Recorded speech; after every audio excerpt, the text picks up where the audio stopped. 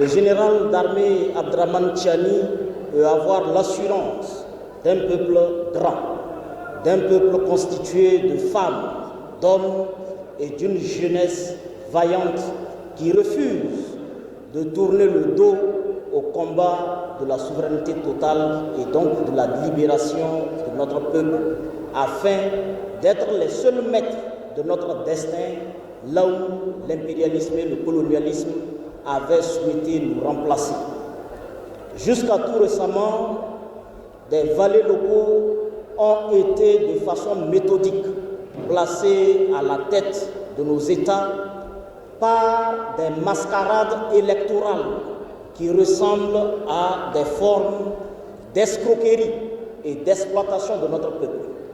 Ceux des hommes et des femmes que notre peuple a désiré élire pour le gouverner et donc pour diriger son destin ont toujours échoué dans les urnes.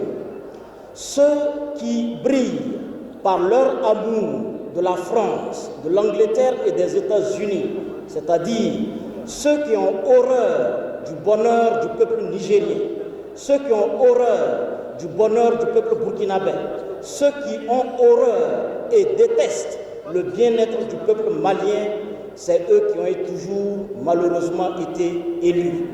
Et par qui? Par l'impérialisme international à travers un système mis en place par lui pour reproduire à la tête de nos États des hommes et des femmes qui détestent leur peuple, qui n'ont aucun amour pour leur peuple et qui jurent par leur capacité à exploiter et à voler leur peuple. C'est à cause de ça, je pense que le combat que nous menons aujourd'hui est un combat existentiel.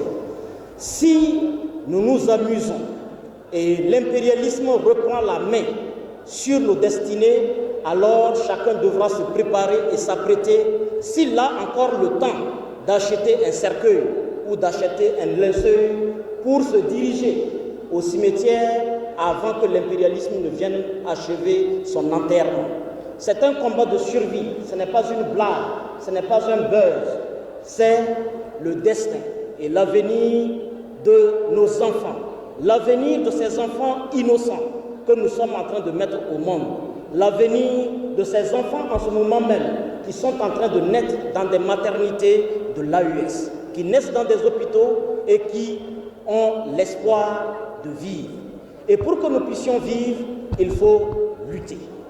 Et notre thème, il s'agit ici de nous poser la question, quel devrait être le rôle et la place ou l'attitude de la jeunesse africaine, de la jeunesse de l'AES, de la jeunesse nigérienne face à l'impérialisme international, face au colonialisme. Je pense que nous devons d'abord comprendre l'impérialisme comme une machine ennemie de la souveraineté. L'impérialisme comme un système ayant plusieurs tentacules, ayant plusieurs modes de fonctionnement. S'il n'utilise pas la guerre, s'il n'utilise pas l'armée, alors il utilise les élections. S'il n'utilise pas les élections, il utilise les conflits religieux. S'il n'utilise pas les conflits religieux, il utilise les conflits entre régions, les conflits régionaux. S'il n'oppose pas le nord au sud, il est en train d'opposer l'est à l'ouest. La Côte d'Ivoire et le conflit récent ivoirien en 2010 nous rappellent ô combien l'impérialisme sait manœuvrer.